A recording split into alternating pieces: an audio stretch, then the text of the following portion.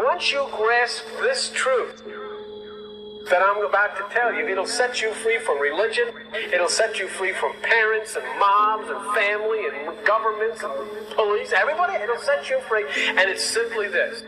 You are divine. God has exploded in a Crab Nebulae explosion, and he has come and manifested himself as billions of people. And you're one of you, and so am I. When I look at you, I see God. When you look at me, you see God. That's why God's name is I am. I am God. It doesn't mean that me, God. It means I am. When you say I am God, you have to say, what is God's name? I am. What? I am God. Oh my God, then all people, Christians run around, oh, I told you they think they're God. I don't think anything on the side. No, Jesus Christ said, the scripture says you are God, and the scripture cannot be broken. So he said it. Yeah, like I'm not third album. Peace, family. How you all doing? Hope all is well with you. My name is Keisha. I'm the owner of Ascendant Astrology, and I am your astrology coach. Today, I'm going to be discussing or continuing my Neptune through the sign series with Neptune in Scorpio. Y'all know I love talking about Scorpio energy, so let me just go a little crazy. So, Scorpio lives in the 8th house. It's ruled by Pluto. The 8th house rules debt, taxes, insurances, other people's money, governmental services. It rules death, rebirth, transformation, intimacy,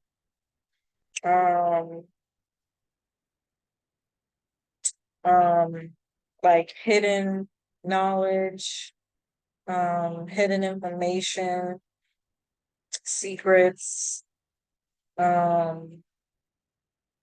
taboo topics, sex, the occult, any of the parapsychologies, so astrology, numerology, palmistry, psychics, and it rules what makes people tick, the study of what makes people tick. It rules psychology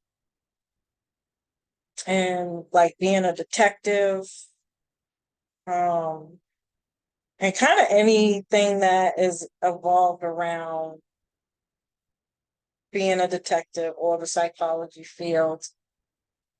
And Neptune rules Pisces, and it lives in the 12th house. This rules secrets, things that are hidden or behind the scenes, sexual pleasures, sleep, things you do before nighttime, or before you go to sleep. It rules illusions, delusions, lack of clarity, fogginess, rose-colored glasses, lack of direction, addictions, mental health, the health field in general, a mental prisons, faith, spiritual practices, retreats and retreating, the subconscious mind, sign, symbol, synchronicity, passion, not passion, compassion, and unconditional love. And so these people are very sensitive and psychic. These people can, you know how they say you have, when people's energy leaches on to you, like it could be negative or positive. These people tend to take on other people's feelings. Very, very, very, very intuitive. They're drawn to hidden knowledge, the occult, anything mystical, and magical.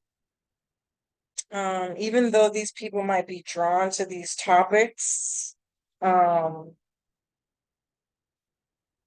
could be some fear towards these topics. This can be due to what others have said about these topics, or that they grew up in a very religious family and maybe have been exposed to some pretty dark things that makes them feel like these topics are untrustworthy or not really true. On the opposite end of that, these people could really want to find the truth within the things that people have said about them. Are they really true? And things of that nature. These people could have had to hold secrets from the home or forced to keep secrets in general. Again, that led them to not being so open to the mystical, hidden occult knowledge or have some kind of fear around it. They could have been exposed to people doing some really evil things, very devilish, demonic things like black magic and things of that nature. I don't know why when I was doing this, I thought of New Orleans and how New Orleans has a very deep connection to dark magic, black magic, and really how to manipulate materials to do spells, potions, and things of that nature.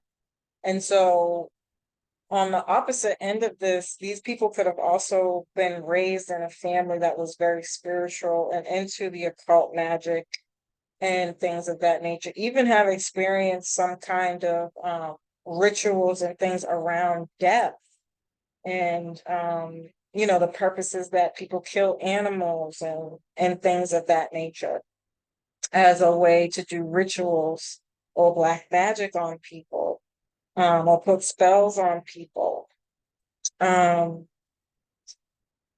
And these people could grow up having a very extensive knowledge in these things, or they're super attracted to learning, again, the hidden secrets around these things.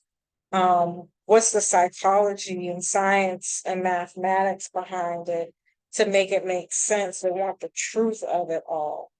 And so they really do genuinely become detectives in that way, where they study these types of things. Um, um, these people can have a fear of death and think often about how they're going to die. This could be caused from, again, losing somebody at a very young age that caused some kind of trauma around a death of somebody close to them, like suicide, overdose, alcoholism, or some kind of mystical, mysterious way that people have died and they want to study and understand it. Or again, they have some kind of fear around it. They can also be focused, they can also be confused about their sexual nature. These people could be bisexual or like the same sex, or their sex has no boundaries to the types of things that they're into, and they could be very fluid in their sexuality. Um, um, they could have wanted to talk about sex,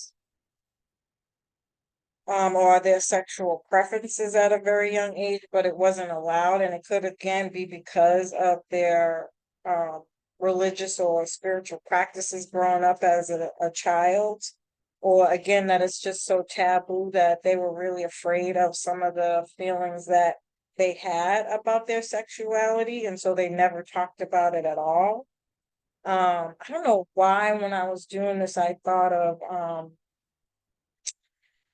murderers, like they talked about, they did when they did the movie on, what was his name? It was just this past October. It wasn't Ted Bundy. It was the other one. I don't know why I can't think of his name right now, but in it was actually a show, it wasn't a movie.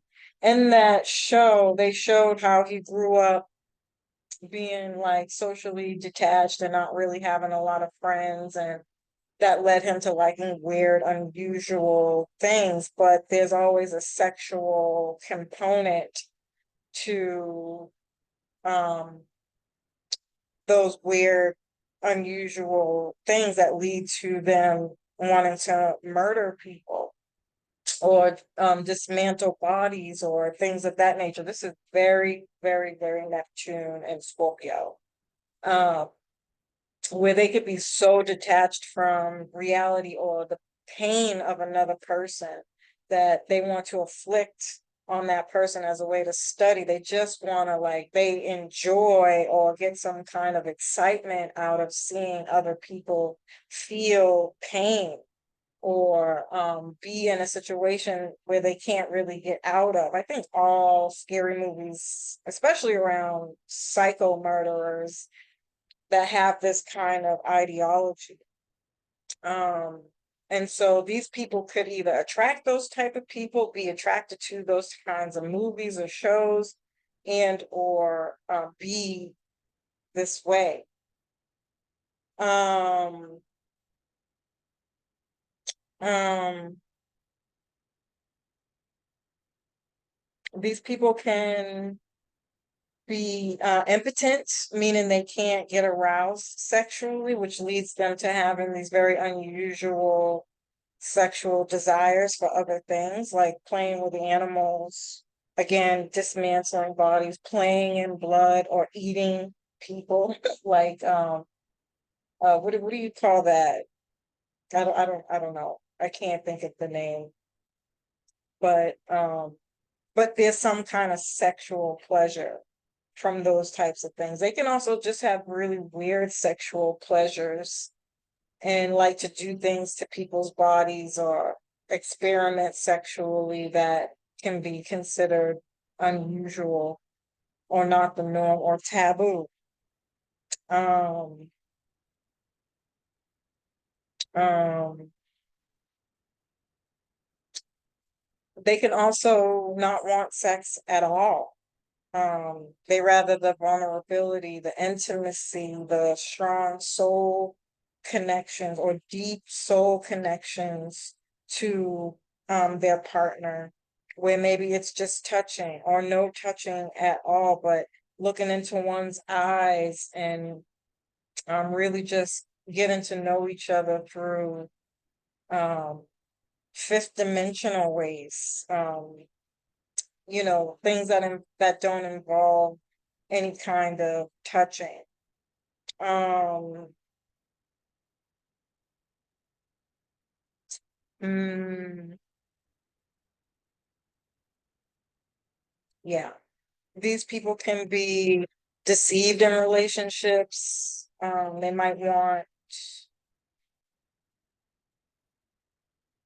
people might only be attracted to these people for their money because, it's about Scorpio rules joint finances.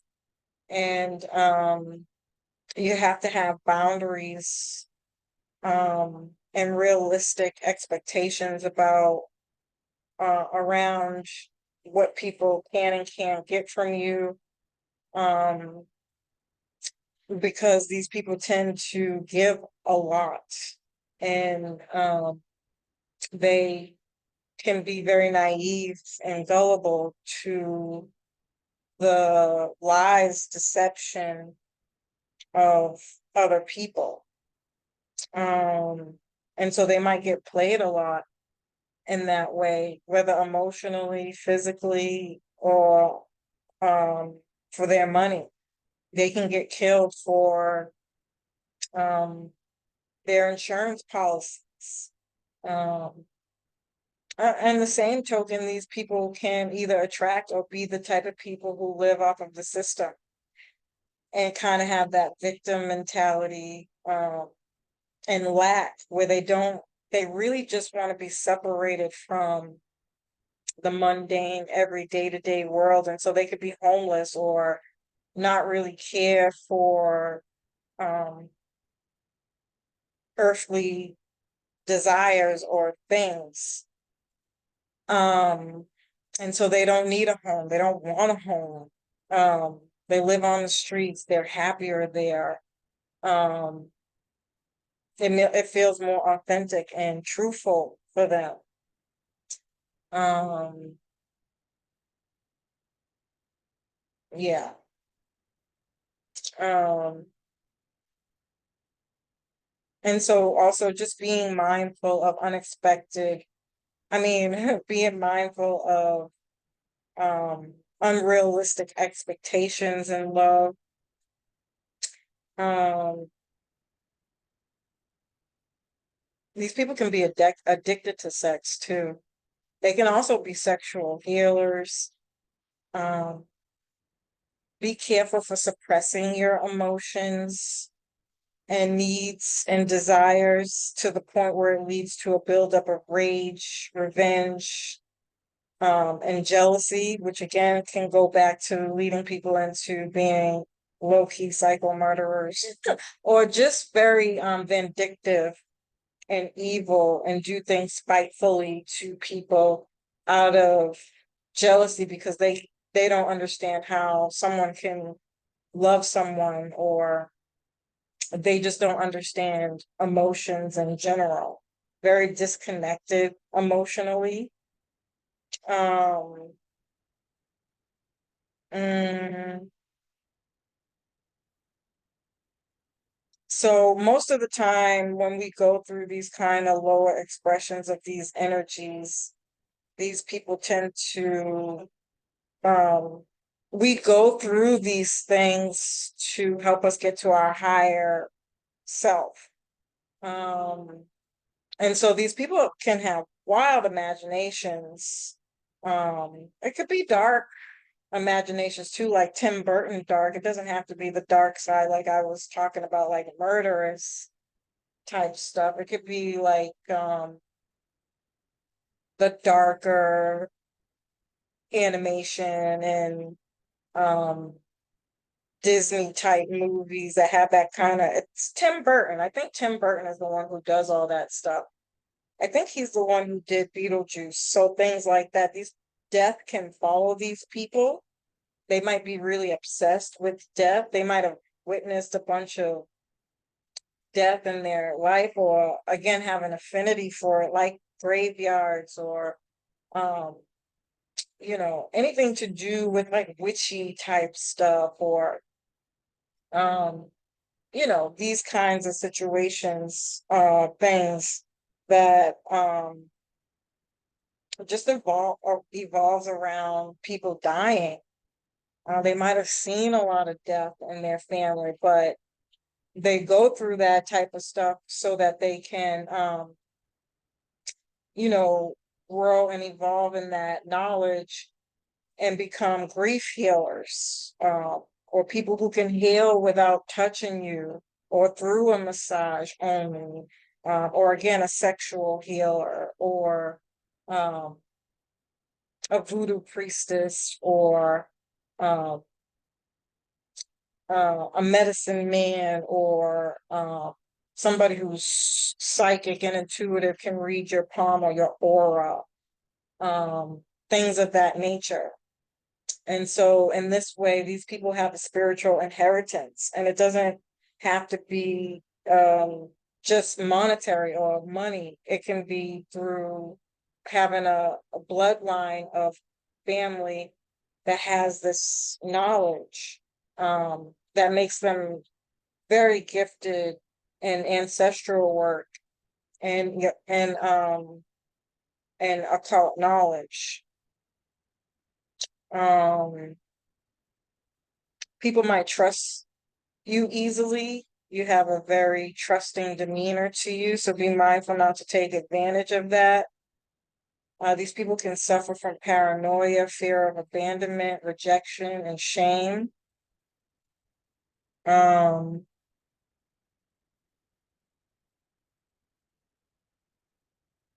these people can be good in hospice and helping people again transition to the next life, or even have ceremonies or rituals around these types of things that they're really good at.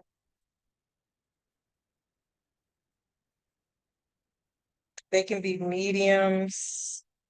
I said that, medicine men, potions. Um,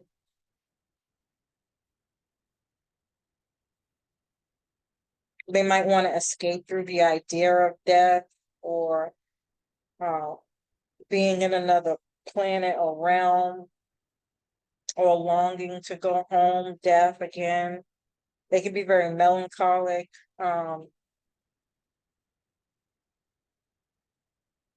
They can use sex as an escape, um, and be really good at managing um, finances. Um, so yeah, this is my interpretation of Neptune and Scorpio. As usual, family, I hope you found this information helpful. I love and appreciate you. Peace.